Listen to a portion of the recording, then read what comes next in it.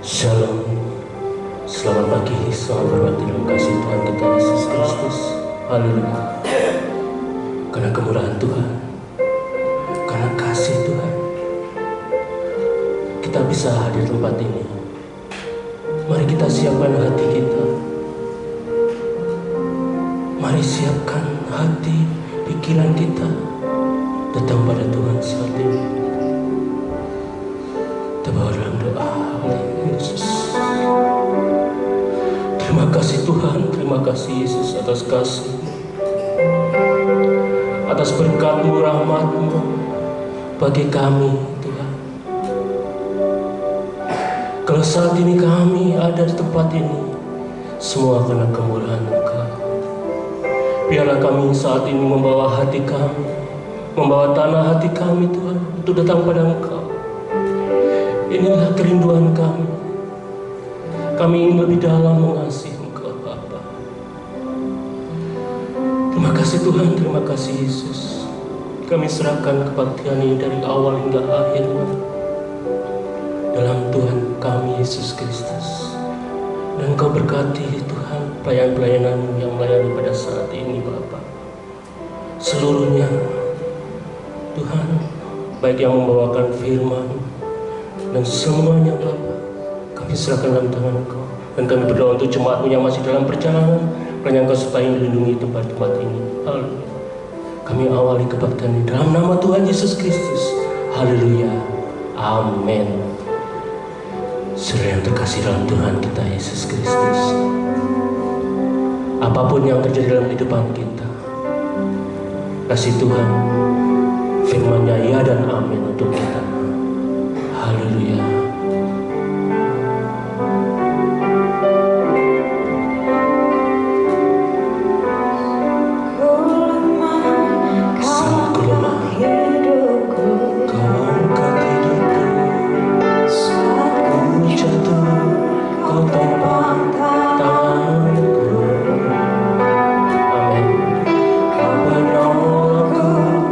Setia, ku percaya pada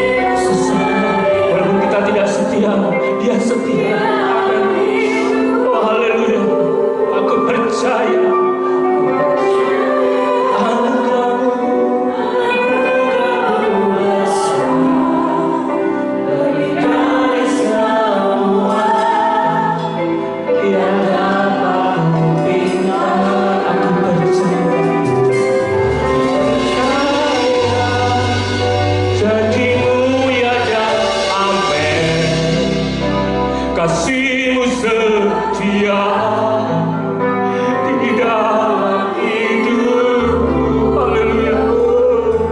Aku percaya anugerah-Mu besar, lebih dari semua yang dapat kuminta. Amin. Aku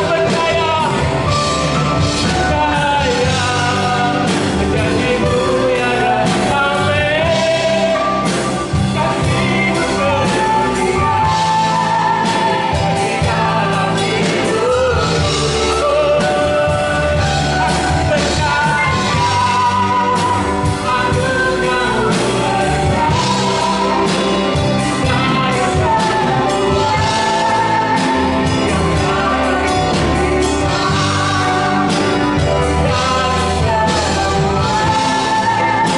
yang dapat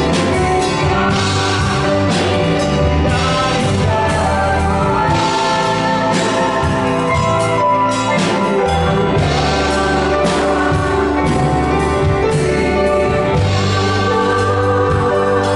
Aku percaya janji-Mu ya dan amin. Kasih-Mu setia dalam hidup kami. Apapun yang terjadi dalam kehidupan kami, kami selalu pegang janji-Mu. Oh, ya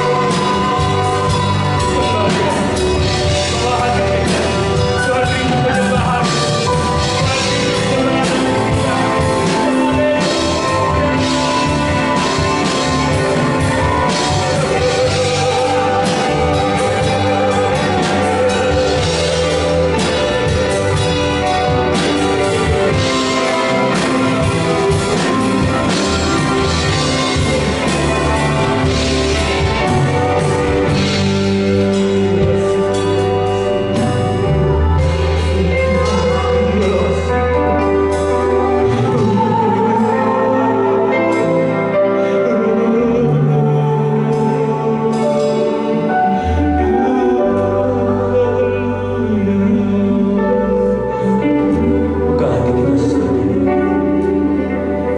Ingat janji Tuhan kita, iya dan amin. Kasih-Nya setia dalam hidup kita. Apapun yang terjadi dalam hidup kita saat ini, permasalahan, problem, sakit penyakit, hanya ingat janji Tuhan ya dan amin. Kasih-Nya setia dalam hidup kita. Kila sakila sikila. Bila wasik ya bayas.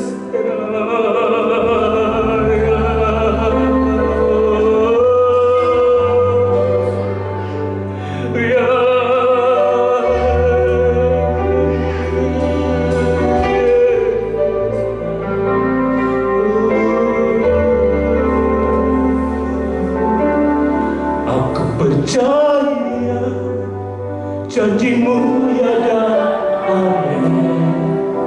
Kasih-Mu setia di dalam hidupku.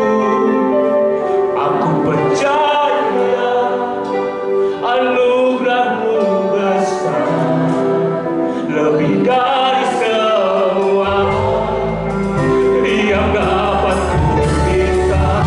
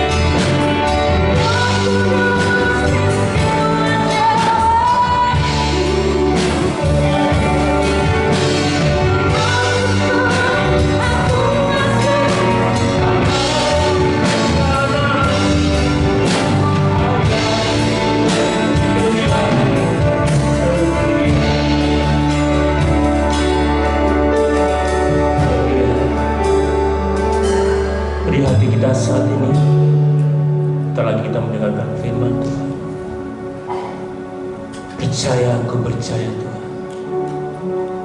Haleluya.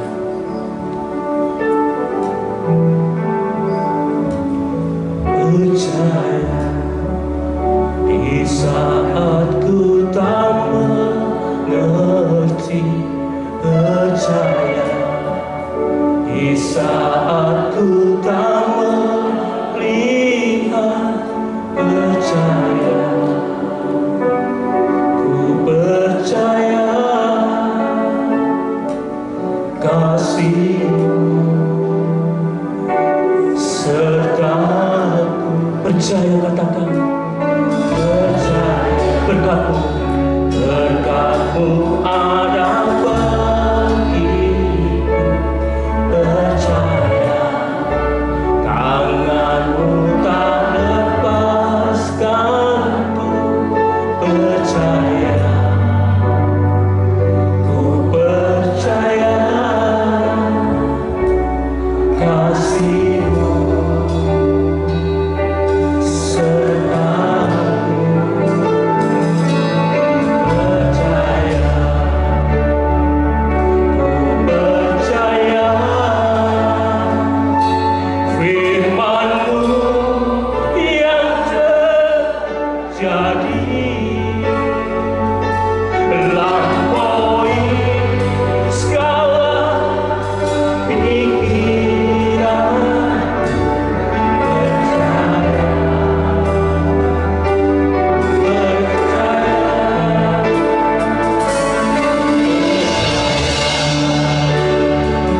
Ku percaya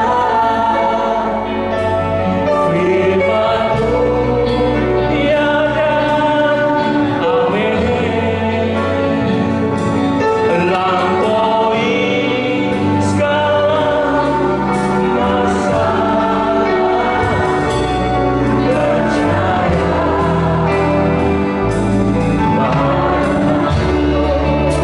haleluya. Imani pujian ini tabaran hati kita, katakan ku percaya.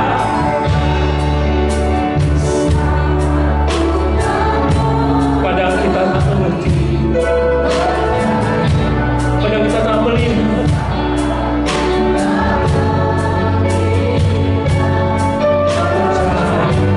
Percaya saja, saya percaya. Percaya kasih-Mu serta-Ku. Berkat-Mu ada bagiku. Percaya tangan-Mu tak lepaskan. Percaya, ku percaya. Amin. Kasih-Mu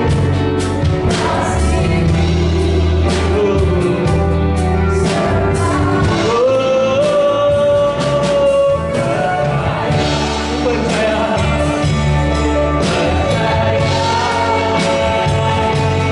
Firman-Mu yang terjadi lampaui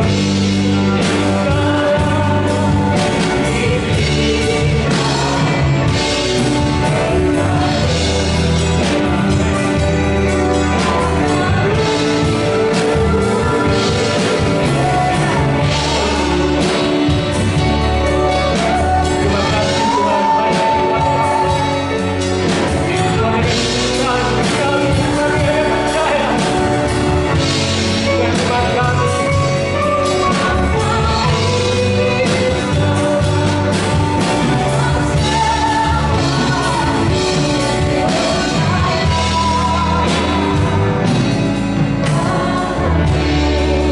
Jemaat yang terkasih dalam Tuhan kita,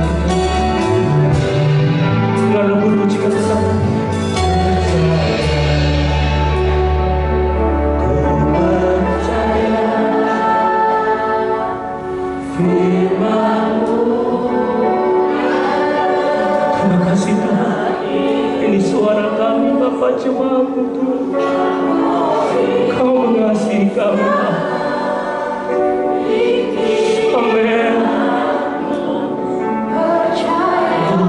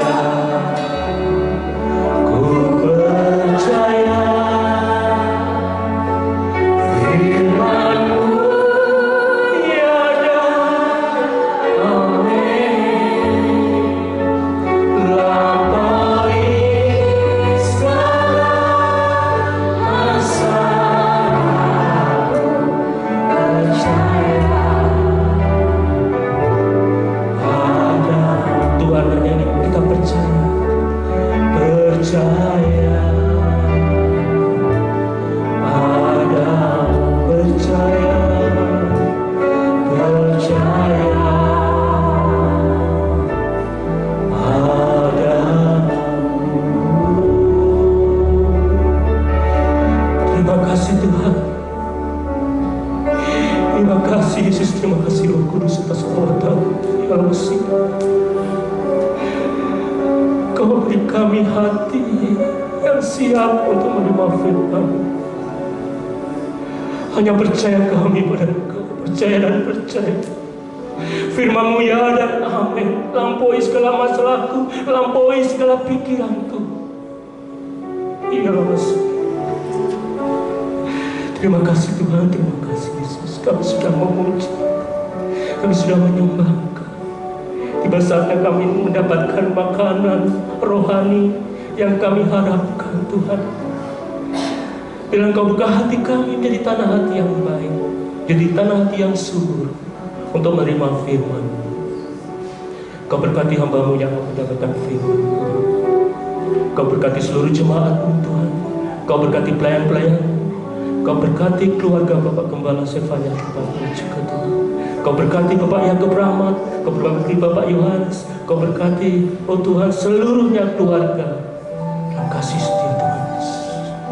Terima kasih Tuhan, terima kasih Yesus. Kami siap untuk mendengarkan firman. Dalam nama Tuhan Yesus, katakan amin. Haleluya. Shalom Jemaat GBT Kristus Hidup Jember yang dikasihi oleh Tuhan. Senang pada pagi hari ini saya bisa menyampaikan kembali firman Tuhan. Meskipun ini secara online, tapi saya percaya bahwa firman Tuhan pada pagi hari ini bisa menjadi kekuatan buat setiap kita, bisa menjadi rema, dan saya berdoa bukan cuma menjadi rema, tapi bisa menjadi, kita semua bisa menjadi pelaku-pelaku firman Tuhan.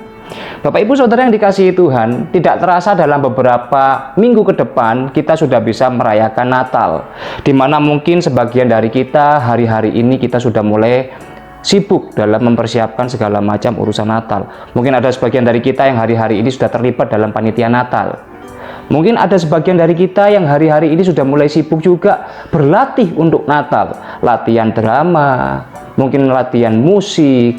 Para worship leader singer saat ini mungkin sudah mulai menyiapkan lagu-lagu untuk Natal. Bagi sebagian dari kita, mungkin kita mulai menyiapkan baju untuk keluarga kita. Kembaran baju, beli baju baru, beli kue Natal. Sebagian dari kita sibuk mempersiapkan orderan kue-kue Natal atau masakan-masakan untuk Natal, dan lain sebagainya. Bapak Ibu Saudara yang dikasihi oleh Tuhan, tidak bisa dipungkiri bahwa Natal ini merupakan salah satu momen yang paling ditunggu-tunggu oleh umat Kristen di seluruh dunia. Benar ya Bapak Ibu ya? Karena apa Bapak Ibu? Karena memang hari Natal adalah hari peringatan lahirnya Juru Selamat kita, Yesus Kristus, ke dunia. Nah, selain itu, hari Natal adalah hari di mana momen berkumpulnya keluarga, baik yang dari jauh seperti saya dari Gorontalo mungkin pulang ke Jember, mungkin ada yang dari Jakarta pulang ke Jember, dan lain sebagainya. Dari seluruh dunia, Natal merupakan momen di mana mereka bisa berkumpul dalam satu keluarga, dalam kehangatan merayakan Natal bersama-sama. Pada pagi hari ini, di tengah kesibukan kita dalam merayakan Natal dan mempersiapkan Natal, nah, pada pagi hari ini firman Tuhan akan mengingatkan kita tentang apa esensi dari Natal itu sebenarnya. Kita jangan sampai lupa di tengah kesibukan kita lupa bahwa kita ini merayakan apa sebenarnya. Bapak Ibu Saudara yang dikasihi Tuhan, tadi kita sudah bicara bahwa Natal adalah merayakan hari kelahiran Juru Selamat kita. Benar ya? Nah, pertanyaannya adalah, Juru Selamat kita datang ke dunia untuk siapa? Apakah dia hanya datang untuk orang-orang yang benar dan suci? Apakah dia datang hanya untuk orang-orang yang tidak bercacat dan tidak bercela? Kemudian bagaimana dengan orang-orang yang berdosa? Bagaimana dengan orang-orang yang menurut dunia mereka tidak layak untuk datang di hadapan Tuhan? Hari ini Tuhan mau ingatkan kita di tengah kesibukan kita dalam Markus pasal 2 ayat ke-17. Sama-sama kita mau buka Markus pasal 2 ayat ke-17. Yang sudah dapat bisa katakan amin. Nah, Markus 2 ayat yang 17, firman Tuhan berkata, Yesus mendengarnya dan berkata kepada mereka, bukan orang sehat yang memerlukan tabib, tetapi orang sakit. Aku datang bukan untuk memanggil orang benar, melainkan orang berdosa. Jadi hari ini kita diingatkan sama Tuhan. Mari kembali Bapak Ibu, kita mengingat kembali apa esensi Natal ini. Yesus datang ke dunia ini untuk siapa? Markus 2 ayat 17 mengingatkan kita, dia berkata kepada orang banyak, dia berkata bukan orang sehat Bapak Ibu yang memerlukan tabib, tetapi orang sakit. Bukan orang benar, Tapi orang berdosa, Yesus datang bukan untuk orang benar. Dia datang untuk orang yang berdosa. Kalau hari-hari ini di sekitar kita banyak orang yang menurut kita tidak layak, mungkin kita sendiri merasa bahwa diri kita tidak layak untuk datang ke hadapan Tuhan. Izinkan saya mengingatkan satu hal. Markus 2 ayat 17, Yesus berkata, Dia datang bukan untuk orang yang benar, Dia datang untuk orang yang berdosa. Bapak Ibu yang dikasihi Tuhan, bahkan sebelum Yesus lahir, Tuhan sudah membuktikan kasih-Nya. Dia sudah membuktikan kasih-Nya di dalam perjanjian lama. Itu tercatat Bapak Ibu, ada 4 orang yang tercatat dalam silsilah Yesus Kristus. 4 orang perempuan yang tercatat dalam silsilah Yesus Kristus. Hal ini adalah sesuatu hal yang sangat menarik, ya. Kenapa Bapak Ibu? Karena begini Bapak Ibu, wanita adalah kasta yang tidak dianggap di bangsa Yahudi. Sama seperti di Indonesia, orang-orang Israel itu menganut paham patrilineal, artinya garis keturunan ayah itu yang dianggap sama mereka. Nah, yang menarik adalah nanti kita akan sama-sama baca dalam Matius pasalnya yang pertama, ada 4 orang perempuan yang disebut di situ. Mereka adalah perempuan-perempuan dalam perjanjian lama. Kalau dalam perjanjian baru ada Maria ibu Yesus yang disebut. Tapi dalam Matius pasalnya yang pertama ada 4 orang perempuan. Nah, padahal Bapak Ibu, dalam kasta bangsa Israel, perempuan ini tidak dianggap sama sekali. Nah, terlebih lagi, mereka bukan orang Israel asli. Bayangkan, kalau wanita Israel saja sudah tidak dianggap, mereka bukan orang Israel asli. Dan mereka tidak menyembah Allah Israel. Nah, kenapa kok 4 perempuan ini disebut? Nanti kita akan sama-sama baca, kita sama-sama akan mempelajari. Kenapa kok perempuan ini disebut? Untuk menunjukkan bahwa kasih karunia Allah itu melimpah Bapak Ibu. Apa yang dianggap tidak layak bagi manusia, apa yang tidak layak menurut hukum Taurat, itu dilayakkan oleh Tuhan. Apa yang menurut kita, pandangan kita itu tidak baik, itu dilayakkan oleh Tuhan untuk dipakai menjadi sarana kelahiran juru selamat kita. Mari kita sama-sama mau baca Bapak Ibu dalam Matius pasalnya yang pertama.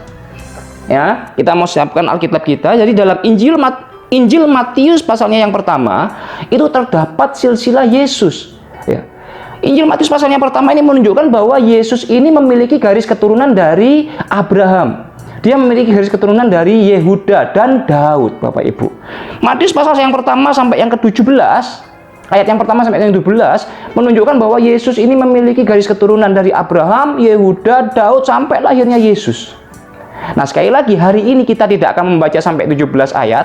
Kita akan membaca pasal ayatnya yang pertama sampai ayatnya yang ke-6. Baik, kita sama-sama buka. Matius pasalnya yang pertama, ayat yang pertama sampai ayat yang ke-6. Di sini kita akan melihat bahwa ada 4 orang wanita. Mereka bukan orang Israel asli. Mereka tidak menyembah Allah Israel, tetapi namanya tercatat di dalam Alkitab sebagai silsilah Yesus Kristus, sebagai nenek moyangnya Yesus Kristus. Kita sama-sama akan baca Matius pasal yang pertama, ayat yang pertama sampai yang ke-6. 2, 3. Inilah silsilah Yesus Kristus, anak Daud, anak Abraham. Abraham memperanakkan Ishak, Ishak memperanakkan Yakub, Yakub memperanakkan Yehuda dan saudara-saudaranya. Ayat yang ketiga Bapak Ibu perhatikan. Yehuda memperanakkan Peres dan Zerah dari Tamar. Tamar ini adalah seorang perempuan Bapak Ibu. Peres memperanakkan Hezron, Hezron memperanakkan Ram. Ayat yang keempat, Ram memperanakkan Aminadab, Aminadab memperanakkan Nahason, Nahason memperanakkan Salmon. Salmon memperanakkan Boas dari Rahab. Rahab perempuan. Boas memperanakkan Obed dari Rut. Rut perempuan. Obed memperanakkan Isai. Isai memperanakkan Raja Daud. Daud memperanakkan Salomo dari siapa Bapak Ibu sama-sama? Istri Urea. Dari istri Urea. Jadi ada 4 orang perempuan hari ini yang akan sama-sama kita bahas Bapak Ibu. Yang pertama adalah Tamar. Yang kedua adalah Rahab. Yang ketiga adalah Rut. Dan yang keempat adalah istri Urea atau yang namanya adalah Batsheba. Kenapa kok Tuhan menyebut nama mereka dalam silsilah Yesus Kristus? Sekali lagi, hal ini untuk menunjukkan bahwa kasih karunia Tuhan itu sungguh besar. Apa yang dianggap tidak layak bagi manusia, apalagi di zaman itu hukum Taurat yang berlaku, di mana hukum Taurat ini memberlakukan hukum sebab akibat Bapak Ibu. Jadi, kalau kita berbuat zina, maka akan dihukum dirajam sampai mati. Kalau kita mencuri, maka kita akan dicambuk. Kalau kita berbuat dosa, maka kita harus mempersembahkan korban bakaran. Itu adalah hukum yang berlaku pada saat itu. Dan wanita sekali lagi tidak dianggap. 4 orang wanita dalam silsilah Yesus Kristus pada hari ini ditunjukkan oleh Tuhan untuk mengingatkan kita betapa Tuhan luar biasa kasih-Nya bagi setiap manusia. Dia tidak memilih hanya bangsa Israel. Padahal pada waktu itu kita kenal bahwa bangsa Israel adalah umat pilihan Allah. Tapi Dia menunjukkan 4 wanita ini untuk memberikan teladan kepada setiap kita. Mari kita sama-sama bahas Bapak Ibu. Kita akan bahas mereka berempat perempuan ini. Yang pertama adalah Tamar Bapak Ibu. Tadi kita sama-sama baca di dalam Matius 1 ayatnya yang ketiga. Di situ dikatakan bahwa Yehuda memperanakkan Peres dan Serah dari Tamar. Ya. Siapa Tamar Bapak Ibu? Tamar adalah seorang perempuan asing yang menikah dengan mertuanya sendiri. Siapa mertuanya Bapak Ibu? Yehuda. Sekali lagi firman Tuhan mengingatkan kita dalam Matius 1 ini menunjukkan bahwa Yesus Kristus Dia adalah keturunan Abraham, Dia adalah keturunan Yehuda. Perempuan pertama adalah Tamar. Tamar ternyata menikah dengan mertuanya sendiri. Tamar yang seorang perempuan asing pada awalnya adalah dia tidak langsung menikah dengan Yehuda Bapak Ibu. Pada awalnya dia menikah dengan anak-anak dari Yehuda. Yehuda memiliki 3 orang anak. Yang pertama bernama Er, yang kedua bernama Onan, dan yang ketiga bernama Shelah. Nah, singkat cerita, kemudian Er dinikahkanlah oleh Yehuda dengan Tamar. Ya, kemudian kemudian karena Er ini berbuat jahat di mata Tuhan, maka Er ini dihukum oleh Tuhan. Dia diambil oleh Tuhan, dia mati Bapak Ibu. Nah, pada waktu itu tradisinya adalah ketika seorang wanita menikah dan tidak memiliki keturunan, yang meneruskan garis keturunan dari saudaranya laki-laki adalah saudara kandungnya. Jadi dia menikah dengan anak kedua dari Yehuda Bapak Ibu. Jadi yang berlaku saat itu adalah jika kakak pertamanya mati dan tidak mempunyai keturunan, maka harus diteruskan oleh adiknya. Tamar menikah dengan anak kedua yang bernama Onan. Nah, singkat cerita, Onan juga berlaku hal yang jahat di mata Tuhan. Sehingga Onan juga dihukum oleh Tuhan. Dia diambil oleh Tuhan, dia mati Bapak Ibu. Nah, berarti tinggal anaknya Yehuda tinggal 1 Bapak Ibu yang bernama Shelah. Karena Shelah masih kecil, kemudian Yehuda juga takut kalau nanti Tamar menikah dengan Shelah, Shelah juga diambil oleh Tuhan. Maka kemudian Yehuda menyuruh dulu Tamar untuk pulang terlebih dahulu ke asalnya. Kemudian singkat cerita, Shelah semakin besar, Tamar merasa ditipu oleh ayah mertuanya karena Shelah tidak dinikahkan oleh oleh Yehuda kepada Tamar. Karena apa Bapak Ibu? Karena Yehuda takut kalau Shelah nanti saat menikah dengan Tamar, Shelah juga mati diambil oleh Tuhan. Jadi Yehuda takut. Karena Tamar merasa dia ditipu, Tamar merasa bahwa ayah mertuaku ini tidak benar. Kemudian Bapak Ibu, Tamar dia berpura-pura bermuslihat menjadi seorang perempuan sundal. Sekali lagi, Tamar bermuslihat menjadi seorang perempuan sundal untuk mendapatkan keturunan dari Yehuda. Kemudian dia datang menghampiri ayah mertuanya sendiri. Singkat cerita, kemudian dia menggoda Yehuda. Dan di situ Bapak Ibu, Yehuda tergoda. Sehingga dia tidak tahu bahwa yang dia hampiri, dia pikir adalah perempuan sundal, ternyata adalah menantunya sendiri. Sehingga pada akhirnya dia memiliki keturunan dari Tamar. Dia berhubungan dengan Tamar sehingga Tamar hamil dan dia memiliki keturunan dari Tamar. Perempuan pertama Bapak Ibu yang tercatat dalam silsilah Yesus Kristus, di mana ini menunjukkan bahwa Yesus memiliki keturunan dari Abraham dan Yehuda dan Daud, adalah Tamar, seorang wanita yang bermuslihat, yang menipu ayah mertuanya sendiri sehingga dia memiliki keturunan dari ayah mertuanya. Bukankah hal ini hal yang luar biasa Bapak Ibu? Seorang perempuan asing, bukan orang Israel. Untuk menunjukkan apa? Untuk menunjukkan Bapak Ibu bahwa kasih Tuhan begitu besar. Sekali lagi, hari ini kita belajar bahwa kasih Tuhan begitu besar. Apa yang tidak layak bagi manusia, itu layak bagi Tuhan. Apa yang tidak berkenan bagi manusia, itu berkenan bagi Tuhan. Karena apa? Karena kasih karunia Allah yang begitu besar bagi manusia. Kita akan belajar perempuan kedua Bapak Ibu. Perempuan kedua ini bernama Rahab, ya. Dalam ayatnya yang ke-5a tadi Bapak Ibu, saya akan bacakan. Salmon memperanakkan Boas dari Rahab. Siapa Rahab? Apakah lebih baik dari Tamar? Bapak Ibu, Rahab adalah seorang perempuan asing dari kota Yeriko. Dia, kalau tadi Tamar berpura-pura menjadi perempuan sundal, Rahab ini memang benar-benar adalah seorang perempuan sundal. Pada suatu hari ketika Yosua mengirimkan pengintai-pengintai Israel untuk menaklukkan kota Yeriko, ya, kota Yeriko adalah kota di Kanaan yang pertama kali ditaklukkan oleh bangsa Israel. Rahab karena imannya, dia percaya bahwa Tuhan Allah Israel akan menyerahkan kota itu kepada bangsa Israel. Dia menyembunyikan dua orang pengintai itu. Nah, Rahab karena imannya Bapak Ibu, sehingga tercatat dalam Ibrani pasal yang ke-11, tercatat bahwa Rahab karena imannya, dia tercatat sebagai salah satu pahlawan iman. Dia memang seorang perempuan sundal, tapi dia memiliki iman yang luar biasa. Sehingga ketika kota Yeriko ditaklukkan oleh bangsa Israel, seluruh kota ditumpas, hanya Rahab bersama dengan keluarganya yang selamat. Kemudian ketika kota itu ditaklukkan, selesai ditaklukkan, kemudian kita tahu bahwa dilanjutkan di ceritanya bahwa Rahab kemudian menikah dengan Salmon. Siapa Salmon? Salmon adalah salah satu anak laki-laki dari keturunan Yehuda bangsa Israel. Hal ini menunjukkan apa Bapak Ibu? Sekali lagi, hal ini menunjukkan bahwa kasih Tuhan luar biasa. Anugerah Tuhan, kasih karunia Tuhan begitu luar biasa. Kita akan lihat perempuan ketiga Bapak Ibu. Perempuan ketiga adalah Rut. Perempuan ketiga adalah Rut. Siapa Rut ini Bapak Ibu? Ya, dalam ayat 5b tadi, Matius 1 ayat 5 yang B. Boas memperanakan Obed dari Rut. Ya, Boas memperanakan Obed dari Rut. Siapa Rut? Sama Bapak Ibu, Rut adalah seorang perempuan asing dari bangsa Moab. Pada suatu hari ada seorang perempuan bersama suaminya yang bernama Naomi dan Elimelek. Ya, mereka pergi meninggalkan Bethlehem karena bencana kelaparan Bapak Ibu. Mereka pergi ke bangsa Moab, ke tanahnya orang Moab. Mereka memiliki dua orang anak yang bernama Mahlon dan Kileon. Di Moab, suami Elimelek ini, suami Naomi ini mati Bapak Ibu. Ya, di Moab suami Naomi ini mati. Kemudian di Moab juga anak-anak dari Naomi yang bernama Mahlon dan Kileon menikah dengan Orpa dan Rut. Jadi anak yang pertama menikah dengan Orpa, anak yang kedua menikahi Rut. Singkat cerita, kemudian tidak lama setelah itu anak-anak dari Naomi ini juga mati Bapak Ibu. Sehingga Orpa dan Rut menjadi janda. Ya, beberapa tahun kemudian bencana kelaparan di Israel ini sudah habis Bapak Ibu. Sehingga Naomi berencana kembali ke Israel.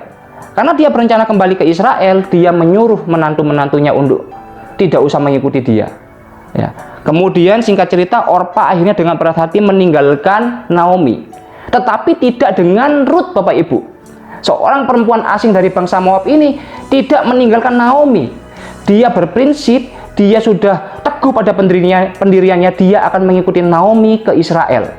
Dan yang paling penting adalah dia juga berpegang teguh dalam Rut pasalnya yang pertama, dia berkata, aku akan menyembah Allah Israel. Jadi Rut, dia berpegang, dia berprinsip bahwa dia tidak akan meninggalkan Naomi. Dia sudah berpendirian bahwa dia akan menyembah Allah Israel. Nah, kemudian singkat cerita, pulanglah mereka ke Bethlehem. Sampai ke Bethlehem bertemulah Rut dengan seorang pria dari Israel, dari keturunan Yehuda yang bernama Boas Bapak Ibu. Seorang yang sangat kaya dan baik hati. Dari Boas, setelah mereka bertemu, akhirnya Rut menikah dengan Boas dan melahirkan anak laki-laki yang bernama Obed. Nah, siapa Obed? Obed adalah ayah Isai, ayahnya Daud, raja terbesar Israel. Jadi Obed ini adalah kakeknya dari Raja Daud. Ya. Rut berarti siapa Bapak Ibu? Rut berarti moyangnya dari Raja Daud karena dia melahirkan seorang anak yang bernama Obed. Obed adalah kakek dari Raja Daud.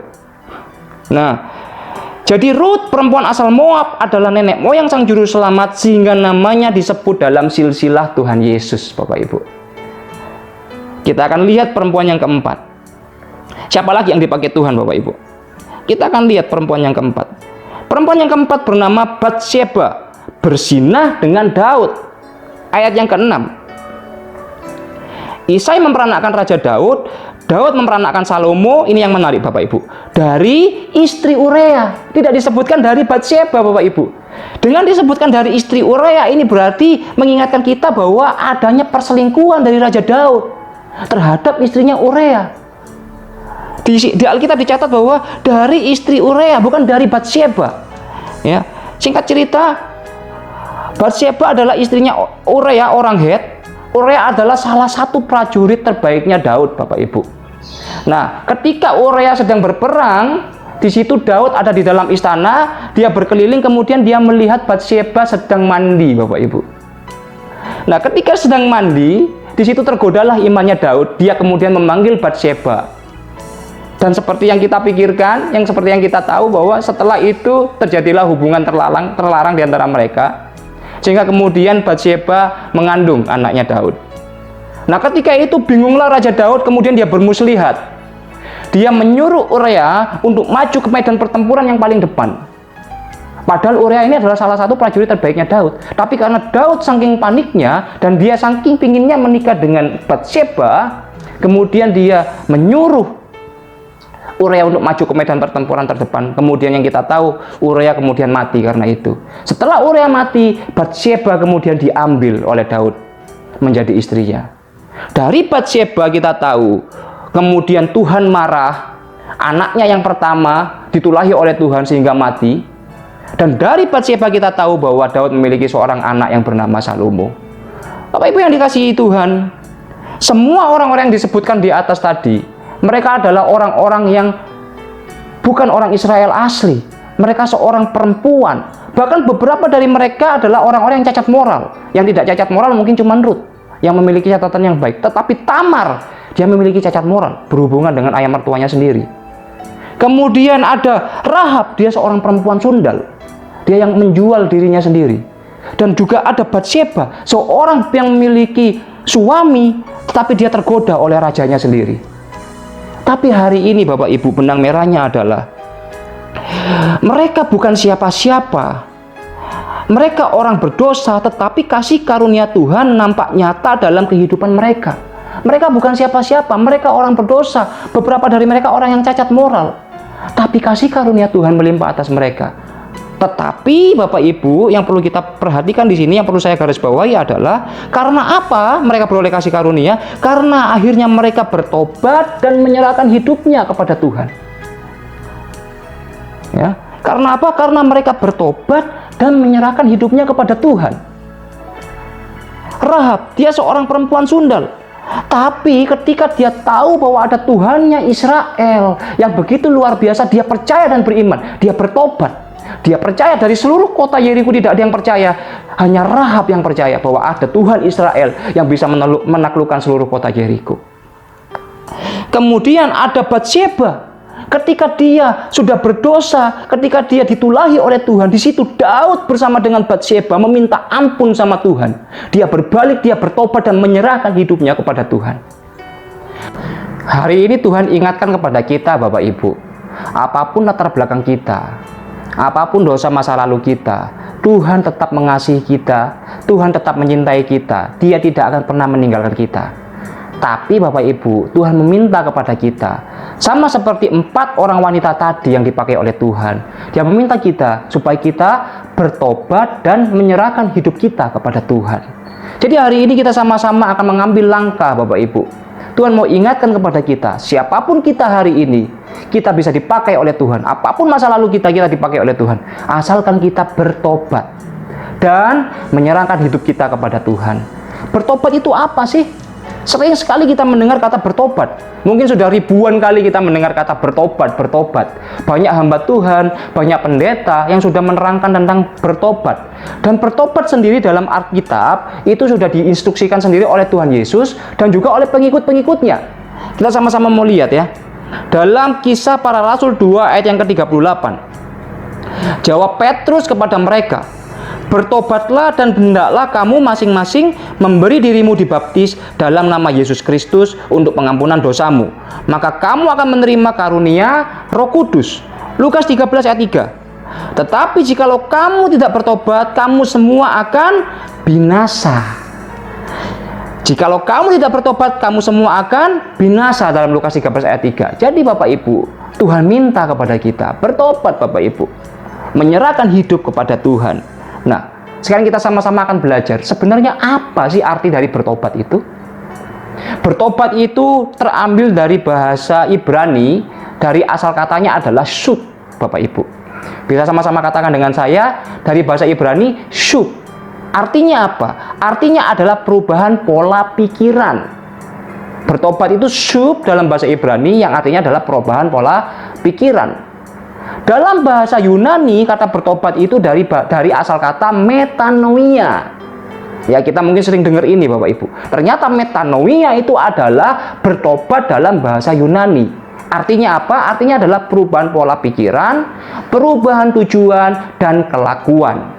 Jadi, dari dua bahasa ini, Ibrani dan Yunani, kita bisa menyimpulkan bahwa bertobat adalah perubahan pola pikiran, perubahan tujuan, dan kelakuan. Dulunya yang kita adalah hamba dosa, kita sekarang diangkat sebagai anak Allah. Dulu yang kita adalah hamba, bukan hamba Allah Bapak Ibu, hamba dosa diangkat menjadi anak Allah. Ada perubahan tujuan di situ. Dulunya yang kita berpendapat bahwa melakukan dosa itu merupakan suatu kenikmatan, saat ini kita menganggap dosa merupakan sesuatu yang menjijikkan. Ada perubahan pola pikiran di situ. Dulu yang kita berpikir melakukan segala sesuatu hanya untuk diri kita sendiri, sekarang kita berpikir bahwa harus melakukan segala sesuatu untuk kemuliaan Tuhan, untuk kepentingan sesama kita. Jadi ada perubahan pola pikiran, perubahan tujuan, dan perubahan kelakuan Bapak Ibu. Nah, kemudian apa langkah konkret kita untuk bertobat? Apa langkah konkret kita untuk bertobat? Sama-sama kita akan belajar. Yang pertama adalah mengakui dosa dan kesalahan kita. Pasti dong, kalau kita bertobat kita harus mengakui dosa dan kesalahan kita. Tidak mungkin kita bertobat kalau kita tidak mengakui dosa dan kesalahan kita. Kita sebagai manusia kita harus sadar bahwa kita ini tinggal di dalam daging. Sehingga kita tidak bisa lepas dari kesalahan dan dosa Bapak Ibu. Dan segala dosa dan kesalahan itu bisa ditebus dengan meminta pengampunan dari Tuhan Yesus yang sudah mati di kayu salib. Nah, 1 Yohanes 1 ayatnya yang ke-9. Kita sama-sama akan buka 1 Yohanes 1 ayat yang ke-9. Firman Tuhan berkata, jika kita mengaku dosa kita, maka Ia adalah setia dan adil, sehingga Ia akan mengampuni segala dosa kita dan menyucikan kita dari segala kejahatan. Jika apa Bapak Ibu? Jika kita mengaku dosa kita, Ia setia dan adil. Ia akan menghapus semua dosa kita. Ia akan menyucikan kita dari segala kejahatan. Nah, ayat di atas dengan jelas menyatakan bahwa untuk menyucikan kita dari dosa, kita harus meminta ampun sama Tuhan. Jika kita meminta ampun, jika kita mengaku dosa, maka Ia setia dan adil Bapak Ibu. Tapi ada juga orang-orang Kristen yang beranggapan seperti ini. Oh, enggak perlulah kita minta ampun sama Tuhan. Yang penting percaya aja sama Tuhan. Yang penting percaya bahwa Tuhan Yesus Tuhan dan Juru Selamat. Di situ sudah disediakan keselamatan kok buat kita. Apakah benar pendapat itu Bapak Ibu? Pendapat itu benar. Tuhan sudah mati, Dia menyediakan keselamatan buat kita. Tapi Bapak Ibu, Tuhan ajarkan kepada kita, kita harus minta ampun sama Tuhan. Kita harus mengaku dosa kita supaya kita bisa mengakses pengampunan itu secara pribadi. Kita bisa merasakan pengampunan itu secara pribadi Bapak Ibu. Tuhan Yesus mengajarkan dalam Matius 6 ayat yang ke-12, ini adalah doanya Tuhan Yesus sendiri Bapak Ibu. Dia yang mengajarkan sendiri kepada kita. Apa doanya Bapak Ibu? Dan ampunilah kami akan kesalahan kami. Yesus mengajarkan kepada kita apa? Ampunilah kami akan kesalahan kami. Padahal kita tahu bahwa apa? Yesus datang ke dunia untuk memberikan keselamatan buat kita. Tapi Yesus sendiri memberikan pengajaran kepada kita. Dia mengajarkan kita berdoa, ampuni kami Tuhan atas kesalahan kami. Loh, kenapa Bapak Ibu? Contoh ya Bapak Ibu ya. Ada suatu hari kita diberikan berkat nih oleh seorang miliarder yang luar biasa. Uang senilai 500 miliar. Kita dikasih kartu ATM, kita dikasih buku rekening. Uang 500 miliar ini sudah ada di dalam buku rekening. Dan sudah kita bawa. Buku rekening ini pun sudah diatasnamakan kita. Misalkan saya, sudah diatasnamakan Andika. Artinya apa Bapak Ibu? Saya punya uang 500 miliar. Sudah ada uang itu. Tapi pertanyaannya adalah, apakah uang 500 miliar ini bisa dipakai kalau kita tidak melakukan transaksi? Apakah uang 500 miliar ini tiba-tiba bisa keluar sendiri Bapak Ibu di depan pintu rumah kita? Kan tidak bisa Bapak Ibu. Gimana supaya kita bisa menggunakan uang 500 miliar ini? Kita harus bawa kartu ATM, menuju mesin ATM, kemudian kita menarik. Atau kita bawa buku rekening yang sudah diberikan kepada kita menuju bank, kemudian kita menarik dengan menggunakan slip setoran atau slip tarikan tunai Bapak Ibu. Bukankah seperti itu Bapak Ibu? Jadi ketika kita sudah tahu, memang sudah ada nih saldo 500 miliar, tapi untuk bisa mengaksesnya ke sana, kita harus memberikan kartu ATM, dan atau kita membawa buku tabungan ke bank. Sama seperti pengampunan dan keselamatan itu Bapak Ibu. Keselamatan itu nilainya lebih dari 500 miliar. Dia unlimited, tidak terbatas. Kalau uang 500 miliar itu masih bisa habis Bapak Ibu. Tapi pengampunan dari Tuhan itu tidak terbatas. Tapi Bapak Ibu, kalau kita tidak mengakses, kita tidak berdoa kepada Tuhan meminta ampun, kita tidak akan mengalami pengampunan itu secara pribadi. Pengampunan itu memang sudah disediakan buat kita. Tapi Tuhan Yesus ajarkan kepada kita, Dia mengajarkan dalam doanya, dan ampunilah kami akan kesalahan kami. Dia bukan cuma mengajarkan kita untuk percaya kepadanya, tapi Dia juga mengajarkan kita berdoa, ampuni kami akan kesalahan kami Tuhan. Bapak Ibu yang dikasihi Tuhan, saya memiliki seorang anak yang bernama Edril. Bapak Ibu tahu bahwa anak kami ini cukup aktif, dia bermain. Dia bergerak terus ke sana kemari, lompat-lompat dan lain sebagainya, dia lari-larian. Suatu hari ketika dia bermain, dia memecahkan sebuah piring Bapak Ibu. Dia pecahkan itu piring. Kemudian yang terjadi adalah Edril menangis, dan kemudian saya tidak memarahi Bapak Ibu, saya menegur dia. Dan apa yang saya ajarkan Bapak Ibu? Saya mengajarkan dia ketika dia melakukan kesalahan, dia memecahkan piring, saya pegang kepalanya, saya pandang matanya, saya berkata kepada dia, nak, bilang sama papa, Pak, Edril minta maaf, Edril tidak mau mengulangi lagi. Bilang, Edril minta maaf, Edril tidak mau mengulangi lagi. Mungkin hal ini adalah hal yang sama yang Bapak Ibu ajarkan kepada anak-anak Bapak Ibu. Tapi sebenarnya Bapak Ibu, meskipun anak saya tidak meminta maaf, di situ sebenarnya sudah ada pengampunan Bapak Ibu. Benar ya Bapak Ibu ya? Ketika anak kita melakukan kesalahan, di situ sebenarnya kita sudah memaafkan dia. Tapi kita mengajari dia untuk meminta maaf atas kesalahan yang dia perbuat. Sama seperti Bapak kita di surga. Tadi kita sudah berpikir, kita di depan sudah berkata bahwa saat kita bertobat, sudah ada perubahan tujuan. Kita yang dulunya adalah hamba dosa, sekarang menjadi anak Bapak Ibu. Kita ini adalah anak dari Papa kita, Yesus Kristus. Saat kita melakukan kesalahan, Tuhan Yesus yang bisa mengampuni kita. Tapi Dia minta supaya apa Bapak Ibu? Kita datang sama Dia dan berkata, Tuhan, ampunilah kami akan kesalahan kami. Hari ini kita diingatkan Bapak Ibu, memang benar keselamatan itu diberikan secara cuma-cuma, pengampunan itu diberikan secara cuma-cuma. Tapi untuk mengakses pengampunan itu secara pribadi, kita harus datang sama Tuhan. Yang percaya katakan amin Bapak Ibu. Poin yang kedua Bapak Ibu, setelah kita meminta ampun sama Tuhan, kita mengaku dosa kita, poin yang kedua adalah kita dalam bertobat kita harus mengampuni. Sama-sama katakan dengan saya, mengampuni. Karena apa Bapak Ibu? Dalam Matius 6 ayat ke-12, Yesus mengajarkan kita, dan ampunilah kami akan kesalahan kami. Lanjutannya, seperti kami juga mengampuni orang yang bersalah kepada kami. Seperti kami juga mengampuni orang yang bersalah kepada kami. Berbicara tentang mengampuni bukan satu hal yang gampang Bapak Ibu. Bukan satu hal yang mudah, benar ya? Bagi saya sendiri pun bukan satu hal yang mudah. Tapi perintah Tuhan Yesus buat setiap kita, ampuni mereka. Dia berkata bahwa ampunilah kami akan kesalahan kami, seperti kami juga mengampuni orang yang bersalah kepada kami. Kalau Tuhan sudah membuang jauh dosa kita Bapak Ibu, Dia sudah membuang dosa kita dari sejauh timur dari barat. Bahkan dalam firman Tuhan dalam Yesaya 1 ayat 18 Dia berkata, sekalipun dosamu merah seperti kirmisi, akan menjadi putih seperti salju. Sekalipun berwarna merah seperti kain kesumba, akan menjadi putih seperti bulu domba. Namun kita yang telah diampuni dosa-dosanya oleh Tuhan, seringkali sulit mengampuni orang lain dengan sepenuh hati. Benar ya Bapak Ibu ya? Tuhan sudah tidak mengingat-ingat dosa kita. Nah, tapi saat kita mengampuni orang lain, kita tidak bisa melupakan kesalahan orang itu sepenuhnya.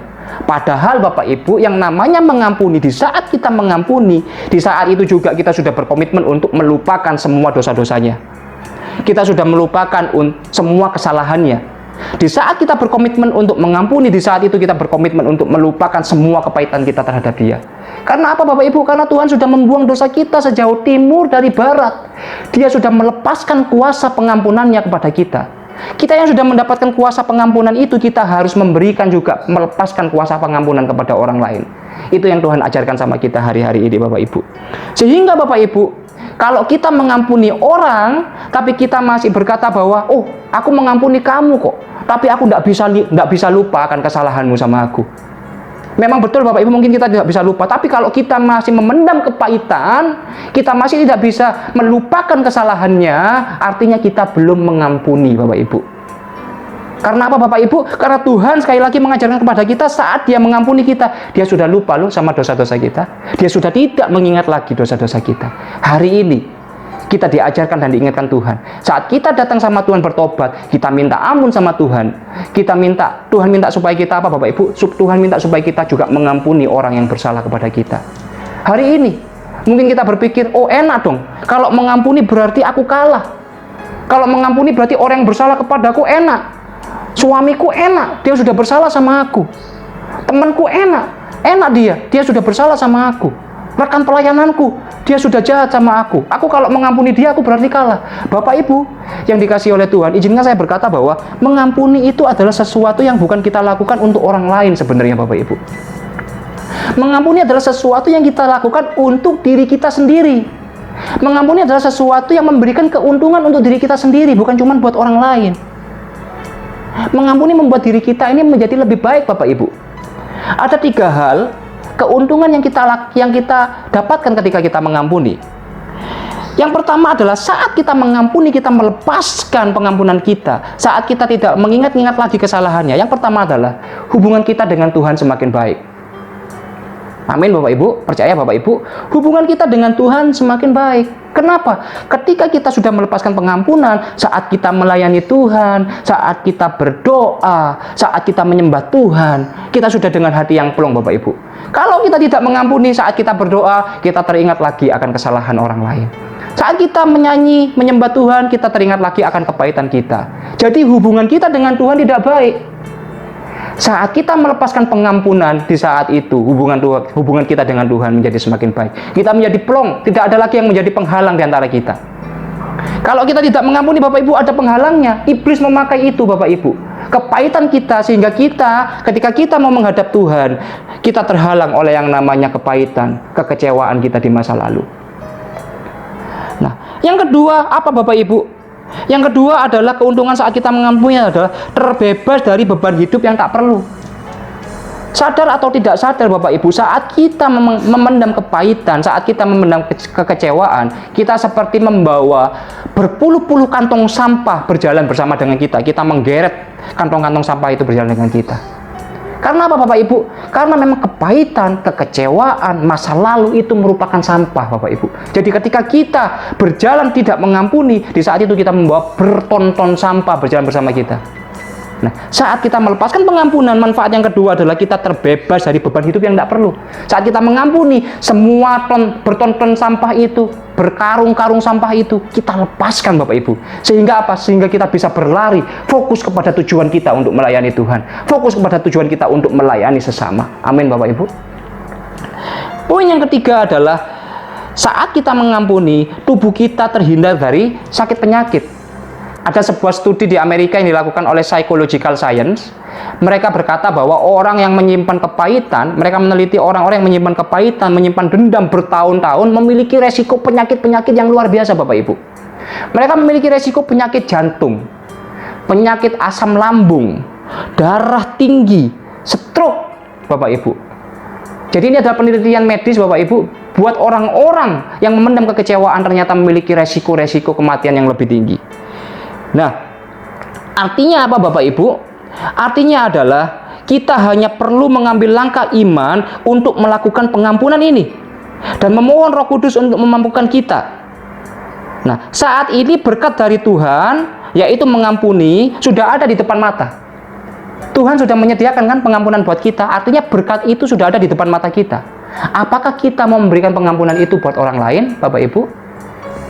Hari ini pilihan ini ada di tangan kita. Jadi sekali lagi bahwa mengampuni bukanlah sesuatu yang kita lakukan untuk orang lain, tetapi sebenarnya mengampuni adalah sesuatu kebaikan untuk diri kita sendiri. Nah, syarat mutlak untuk mendapatkan pengampunan dari Tuhan adalah harus mengampuni orang lain juga. Ada sebuah cerita Bapak Ibu, pada suatu hari di Afrika Selatan, ada sebuah keluarga orang kulit hitam, dan di zaman itu memang terjadi diskriminasi besar-besaran bahwa orang kulit hitam ini tidak disukai oleh orang-orang kulit putih. Pada suatu hari ada seorang wanita bersama dengan suami dan seorang anak tunggalnya. Dia hidup di Afrika Selatan. Kemudian karena diskriminasi ini semakin meluas Bapak Ibu, kemudian anak dari keluarga ini, kulit hitam ini, diambil oleh warga kulit putih. Kemudian ditembak dari jarak dekat. Bayangkan ya Bapak Ibu ya, anak dari seorang perempuan kulit hitam ini diambil dan kemudian dibunuh dari jarak dekat. Ya, betapa sakit hatinya kedua orang tuanya ketika melihat anaknya mati dibunuh oleh warga kulit putih. Tidak lama setelah itu, suami dari perempuan kulit hitam ini diculik oleh polisi-polisi berkulit putih. Kemudian beberapa tahun kemudian, 2 tahun setelah itu, wanita ini dibawa oleh seorang polisi berkulit putih datang menuju ke sebuah sungai. Di sebuah sungai itu dia melihat bahwa suaminya sedang diikat Bapak Ibu. Suaminya masih hidup, dia sedang diikat. Kemudian dia dipukuli oleh orang-orang kulit putih ini sampai mati. Sebelum dia mati, suami dari perempuan tua ini berkata, "Bapak ampunilah mereka. Bapak ampunilah mereka." Kemudian suami ibu ini pun meninggal, mati Bapak Ibu. Dan singkat cerita, kemudian orang-orang berkulit putih ini, yang salah satunya bernama Mr. Van der Broek, dibawa menuju ke pengadilan. Perempuan ini sudah tua, sudah umur 70-an saat itu. Dia dibawa, kemudian dia ditanya oleh hakim, "Ibu, engkau sudah tahu bahwa anakmu dan suamimu, anak satu-satunya dan suamimu, dibunuh oleh Mr. Van der Broek dan rekan-rekannya. Apa yang ibu tuntut? Apa yang ibu minta terhadap Mr. Van der Broek ini?" Karena dalam pengadilan diberikan kesempatan nih Bapak Ibu, apa yang ibu minta ini? Ternyata Bapak Ibu ada beberapa hal yang dia minta. Kemudian ibu tua ini dia berkata, "Ada beberapa hal yang saya minta Bapak yang mulia hakim. Yang pertama adalah saya ingin diantarkan menuju sungai, tempat di mana terakhir kali suami saya meninggal di situ. Saya ingin di sana, saya ingin berziarah, saya ingin memberikan bunga kepada suami saya di situ." Jadi dia hanya ingin memberikan bunga, dia hanya ingin berziarah Bapak Ibu. Itu adalah permintaannya yang pertama. Dia ingin diantar ke sungai. Permintaan yang kedua Bapak Hakim, saya ingin mengangkat Mr. Van der Broek sebagai anak saya. Karena saya sudah tidak mempunyai anak. Dan saya ingin supaya Mr. Van der Broek sebulan minimal 2 kali datang mengunjungi saya ke panti jompo. Karena saya sudah tidak punya anak lagi. Betapa terkagetnya Bapak Ibu seluruh hadirin saat itu saat mendengar permintaan itu. Permintaan yang terakhir, yang ketiga adalah Bapak Hakim, tolong bantu saya saat ini untuk berdiri dari kursi saya untuk menghampiri Mr. Van der Broek. Karena saya sudah mengangkat dia sebagai anak saya, bantu saya untuk menghampiri dia. Kemudian Bapak Hakim bertanya, "Untuk apa ibu ingin menghampiri dia?" "Saya ingin memeluk dia Bapak Hakim dan mencium dia. Dan saya akan berkata sama dia, dan saya ingin mengatakan bahwa aku mengasihimu dan aku mengampunimu anakku." Bapak Ibu yang dikasihi Tuhan, setelah itu kejadian menjadi gempar. Semua orang menjadi tersentuh Bapak Ibu. Mr. Van der Broek sendiri menjadi histeris. Dia menangis sampai pingsan karena tidak menyangka mendapatkan pengampunan yang luar biasa dari seorang kulit hitam yang dia sangat benci. Dia diangkat sebagai anak, dan bukan itu, dia kemudian mendapatkan pengakuan. Perempuan ini berkata, "Aku mengasihimu dan aku mengampunimu." Bapak Ibu yang dikasihi Tuhan, kisah ini adalah kisah yang nyata. Bagaimana sakit hatinya perempuan ini ketika melihat suami dan anaknya meninggal. Tapi dia melepaskan kuasa dari Tuhan, kuasa pengampunan kepada laki-laki ini. Hari ini Tuhan ingatkan sama kita, kalau kita bertobat minta ampun sama Tuhan yang merupakan syarat mutlak dari Tuhan, kita harus mengampuni sesama kita. Mari Bapak Ibu, apapun kepahitan kita mau tinggalkan, kekecewaan kita mau tinggalkan, kita mau lepaskan, supaya kita bisa move on, kita bisa looking forward, maju melangkah ke depan, nggak usah ingat-ingat lagi masa lalu. Poin yang kedua, poin yang terakhir adalah menyerahkan hidup kepadanya. Mari bersama-sama dengan saya katakan, menyerahkan hidup kepadanya. Kalau kita ingin dipakai hidup kita, apapun masa lalu kita tetap bisa dipakai, sama seperti 4 perempuan yang tercatat dalam silsilah Yesus Kristus tadi, asalkan bertobat dan menyerahkan hidup kita kepada Tuhan.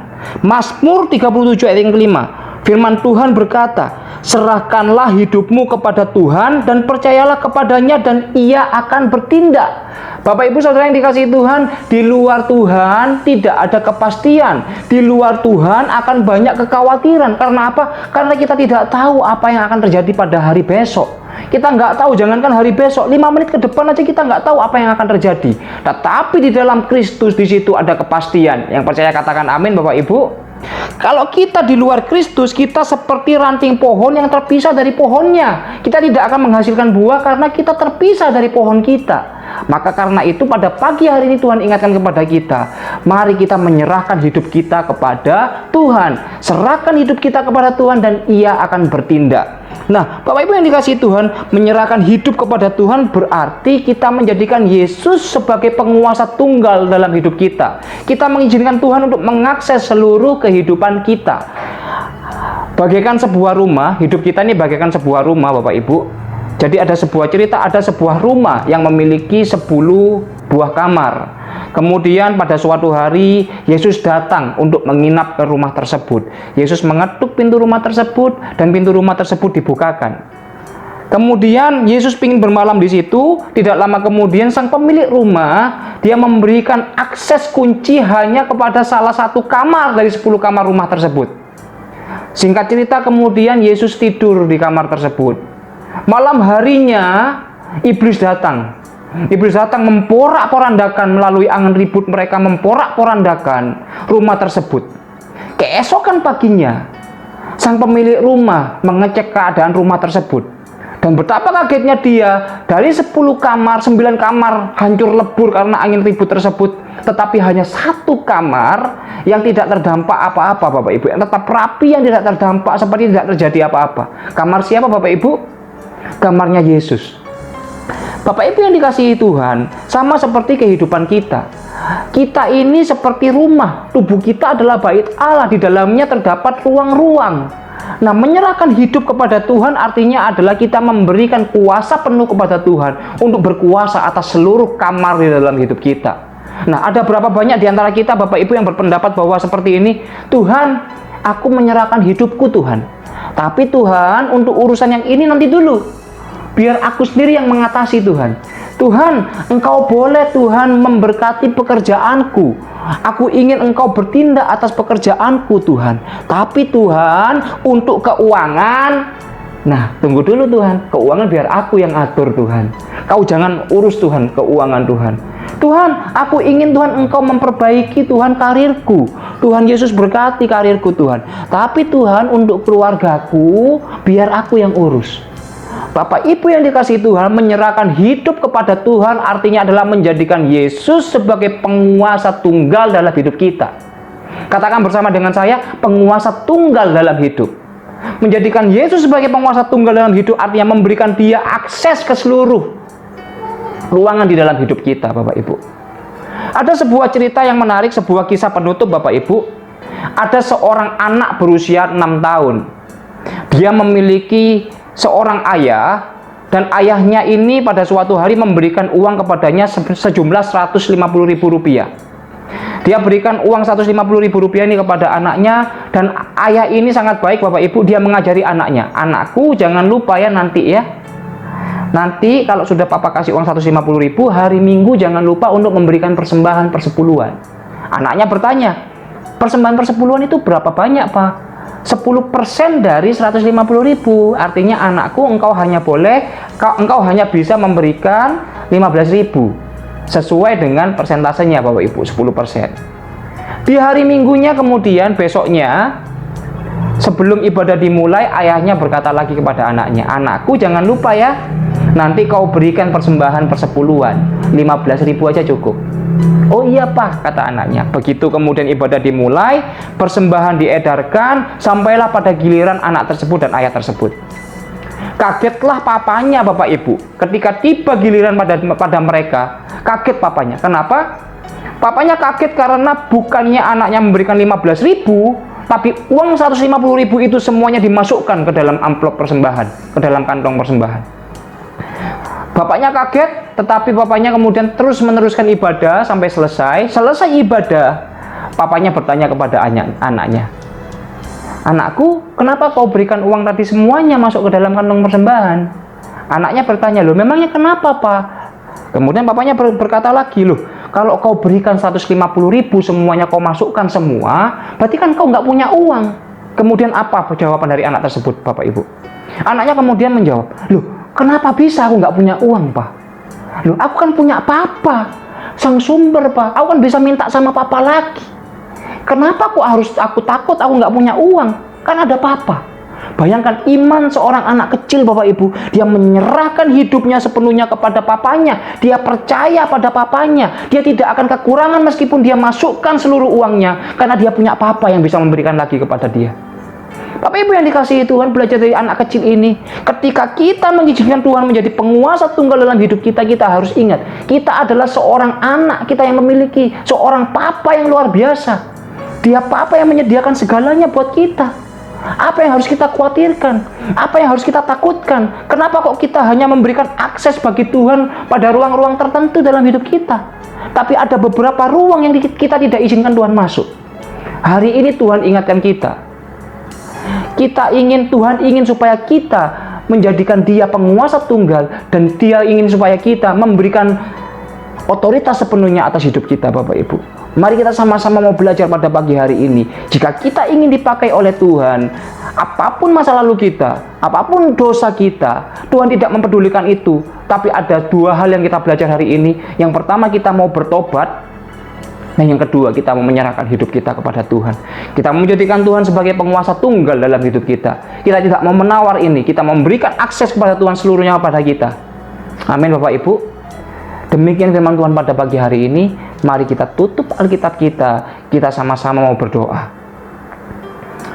Tuhan Yesus, terima kasih buat kasih setia Tuhan, buat berkat Tuhan, firman Tuhan yang telah Kau sampaikan Tuhan buat kami Tuhan. Kami percaya Tuhan bahwa Engkau datang buat semua orang berdosa Tuhan. Dan kami percaya Tuhan, dan kami mau berkomitmen Tuhan. Ketika kami sudah diselamatkan oleh Engkau, Engkau datang ke dunia Tuhan, kami mau bertobat. Kami mau mengampuni Tuhan, kami mau menyerahkan hidup kami sepenuhnya kepada Tuhan, dan kami mau supaya Engkau, Tuhan Yesus, menjadi penguasa tunggal dalam hidup kami. Terima kasih Tuhan, terima kasih Bapa. Hanya di dalam nama Tuhan Yesus kami telah berdoa dan mengucap syukur. Mari semua yang percaya sama-sama kita katakan, amin.